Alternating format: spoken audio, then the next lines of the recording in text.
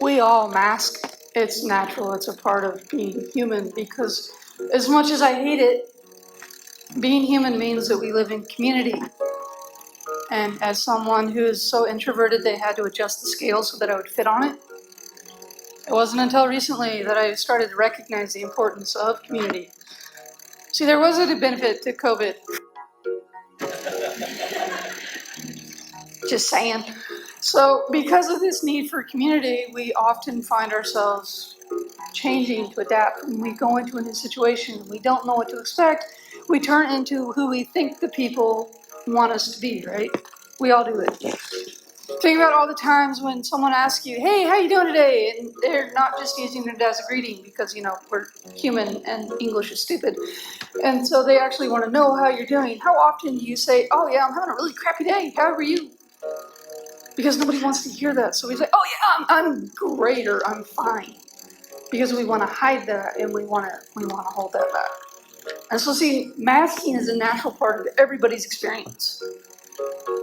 But when you're someone like me and you're neurodivergent and you're considered, I hate this term, high functioning, or you are told you have low support needs, you often get told that you need to present as somebody that is neurotypical or able-bodied. And this is true for people that have visible disabilities as well, but it's a lot harder to hide it if you're sitting in a wheelchair or if you're hobbling around with crutches or a walker. And people have a tendency to talk down to you, so you have to work even harder to present and show people that you are capable of doing things. You just have to adapt. Let's be honest, if you have a disability, you are a human Swiss Army knife, you learn how to adapt. And the younger you learn about your disability, the quicker and more adaptations you make and get to be like a big honking Swiss Army knife. So there are some advantages to it, you just have to learn how to use them.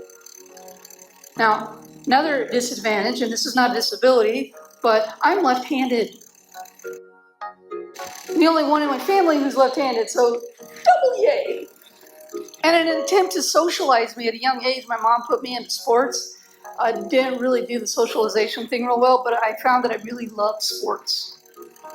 And like I said, I'm left-handed. Guess what? None of my coaches were. So I throw with my right hand, I bat with my right hand, I punt with my right foot.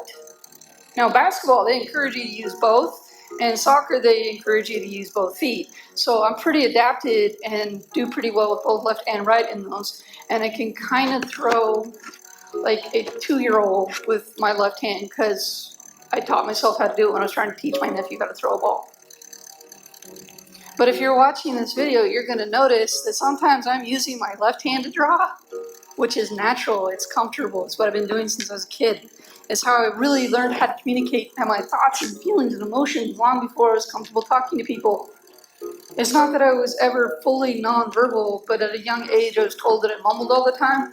Actually, still told that now, come to think of it. And when I get really, really stressed or anxious, I start to stutter and literally all the muscles in my jaw will clench tight and words just will not come out. In fact, the name of my first photo essay that I put together is called Words Are Hard because, well, they are. Plus, it's my catchphrase and I said it as a joke and they're like, you should call your book that. I was like, okay.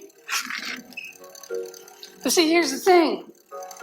I learned how to draw with my right hand because I'm also a bit of a klutz and have been in more car accidents than I can count. And about a year ago, actually just before the conference last year, I got rear-ended and busted up my left shoulder yet again. And I was really struggling with my mental health and I'm really struggling with how to communicate and getting all the things out. But I couldn't use my left hand. I was like, all right, well, why not? I'll just pull out the sketchbook and see what I can do with my right. And this amazing thing happened. I realized, wow, I can actually draw with my right hand. But it required a lot more energy and effort, and it really, it was good because I didn't expect the perfection that I would expect from my left hand because I knew that it wasn't going to happen. But it required a lot more energy and focus and attention to detail because I don't have the muscle memory, and quite honestly, I'm not right-handed. And while people think I'm ambidextrous, I'm really not. I'm just really good at faking it. Just like I'm really good at masking. Oftentimes people will look at me and they're like, oh yeah, you don't have a disability. Or, no, you're not autistic. Or my favorite, no, you don't have mental illness. No, I can pretty much guarantee you in all the hospital stays and people trying to pray demons out of me, and other fun things that have occurred, pretty much reaffirmed the fact that yes, I do have a mental health issue, and yes, I am autistic, and no, there's nothing wrong with that. It is a part of who I am. It's just a part of the way that my brain is wired. I have dealt with some trauma. I also have PTSD, which is a lot of fun. Please note the sarcasm. I know it doesn't always come off right, but I promise. We're working on this. English is my second language. So as you're watching this and you see going back from left and right? Think about all the times that you see someone and you think that they are understanding you.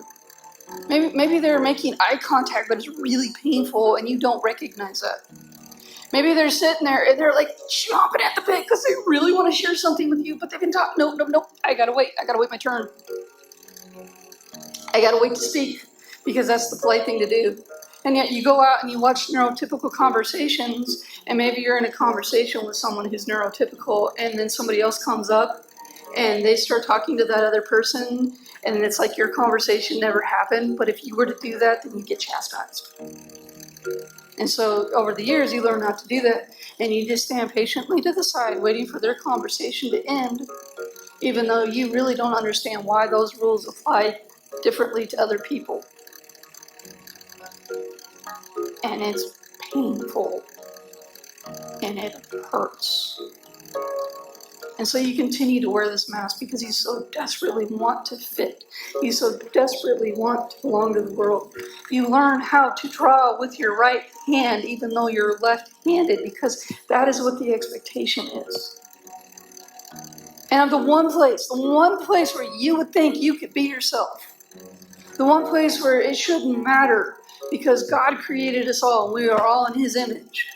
You would think the church would be the place that you could go to be accepted and loved, and people would understand, and yet, no.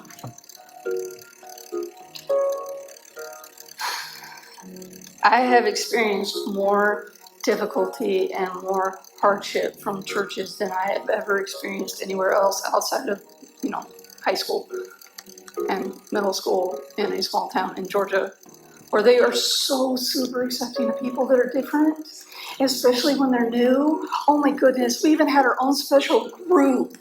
And when I told the counselor I didn't want to go anymore because I wanted to stay in class, he called over the intercom and said, but we're having popcorn today. I'm like, I don't care. We're having a test tomorrow and we're studying for the test. But you want your popcorn.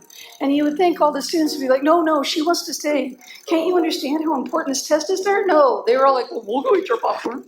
What's wrong with you, you freak? What's wrong with me is I value my education. But see, they couldn't comprehend that.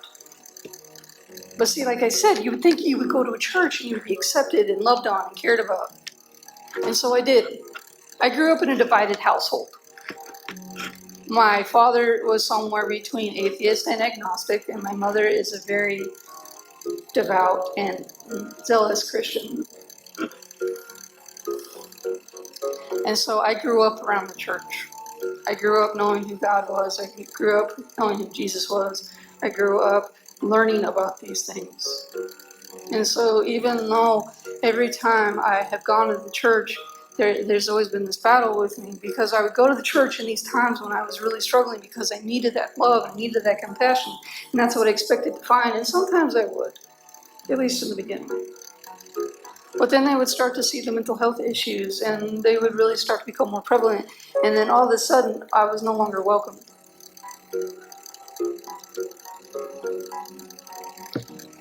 Part of my life story includes the opportunity to live out of my mobile home. It had 4 wheels under it, and it had a roof over its head, and it sounds better than I slept in my car. And I did that twice. Once was my choice out of stubbornness and stupidity, and quite frankly, I was in the middle of a mental health crisis, and it made more sense to me than going home with my tail tucked between my legs. The second time, I'm still not really clear what happened, but I found myself living on the streets again, and the second time was much more difficult. And the night that I ended up on the streets, my mom gave me a list of Bible verses and told me to study them because they were supposed to give me support and encouragement. And I'm reading them, which is fun, especially when you're dyslexic and all the words are jumping all over the page. I'll be honest though, it's really interesting because you get to read the same book 100 times and it's different every time. So that's fun. But she gave me this list of verses and I was trying to understand it, so I went to a church. And initially they were really understanding and they were helping me study the Bible and they were helping me learn and they were helping me get some encouragement. And then my grandfather died. And my grandfather was my constant, and his death was really difficult. But because I saw all the grief that was going around in my family, I shut down. And I didn't allow myself to grieve because I had to protect my family and I couldn't let them deal with everything that I was dealing with. So it took months before it really sunk in. He passed away a week after my birthday, August 4th. And then it wasn't until February when things really hit the fan. And I didn't know what to do, and I started self-harming again. And I went to the church with fresh cuts, and I was really struggling, and I was struggling with some suicidal thoughts. And I went to them, and I was like, hey, guys, I really need your help. They called paramedics, and I tried calling the church a few days later, and they informed me that I was no longer welcome in that church.